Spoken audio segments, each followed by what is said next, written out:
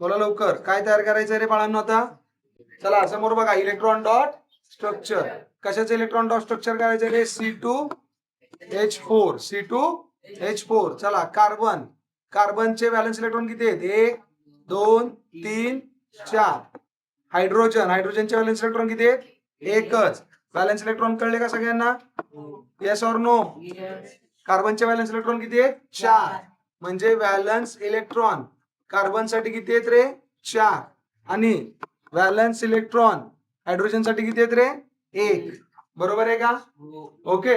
आता आपल्याला किती कार्बन घ्यायचे आहेत? 2. Central atom carbon. किती कार्बन घ्यायचे? 2. बरोबर आहे का? कार्बन 2 घेतले.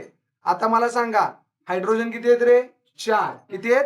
4. इकडे बघा, 1 2 बघा 3 आणि 4. इथं पण बघा 1 2 3 4.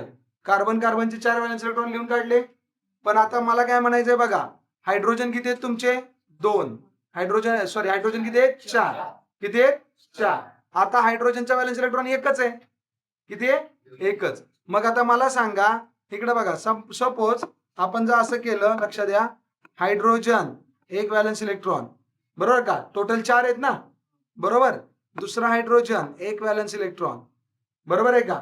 परत तिसरा हायड्रोजन 1 व्हॅलन्स इलेक्ट्रॉन, चौथा हायड्रोजन 1 व्हॅलन्स इलेक्ट्रॉन.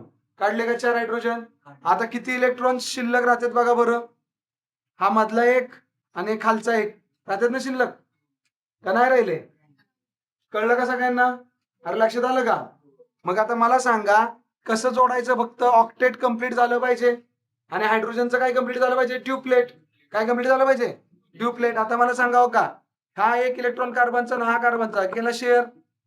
कळलं का? शेअर केला का? परत हा खाली राहिलाय ह्या कार्बनचा आणि त्या कार्बनचा, हा पण झाला का शेअर? म्हणजे इथं कार्बन कार्बन 2 घेतले आणि 2 कार्बननं काय किती इलेक्ट्रॉन शेअर केले तरी त्यांनी? 2 इलेक्ट्रॉन ह्याचे आणि 2 इलेक्ट्रॉन त्याचे. केले का शेअर? हे कळलं का? सुरुवातीला तुम्हाला कळणार नाही म्हणून मी पहिल्यांदा नुसते इलेक्ट्रॉन लिहून दाखवलं होतं. कळलं का? झाले का शेअर इथे इलेक्ट्रॉन? झाले का? आता इकडे बघा, 2 याचे, हो का, तिसरा आणि चौथा. तिसरा आणि चौथा. आलं लक्षात सगळ्यांच्या? आता बघा, हायड्रोजनचा इलेक्ट्रॉन दिसतोय का?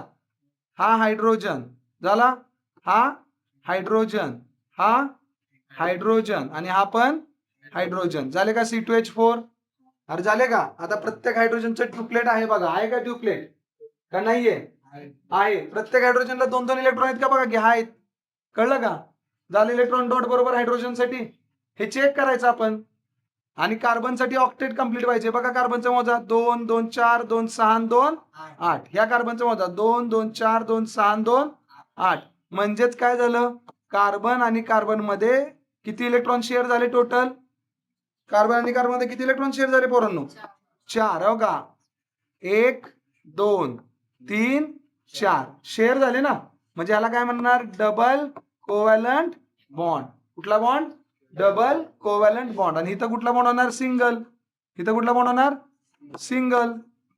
कळलं का नाही कळलं सगळ्यांना? ओके. हायड्रोजन वाला सिंगल बॉन्ड तयार करतोय. बघा इथं हे 2 इलेक्ट्रॉन आले का सेंटरला? आले का शेअरिंग वाले? कळलं का नाही कळलं? म्हणजे बॉन्ड कशावर बनवतोय कळलं ना? किती व्हॅलन्स इलेक्ट्रॉन शेअर होतात त्याच्यावर मी बॉन्ड बनवतोय. 2 कार्बन मध्ये डबल बॉन्ड कसा आला कळलं का? पण CH मध्ये, C आणि H मध्ये सिंगलच बॉन्ड आहे. कळलं का? Yes or no? किती जणांच्या लक्षात आलंय? Very nice. चलो, असेच व्हिडिओ तुमच्यापर्यंत येत राहणार आहेत. सेव्ह करा, सबस्क्राईब करा आणि शेअर करा. जय हिंद, जय महाराष्ट्र.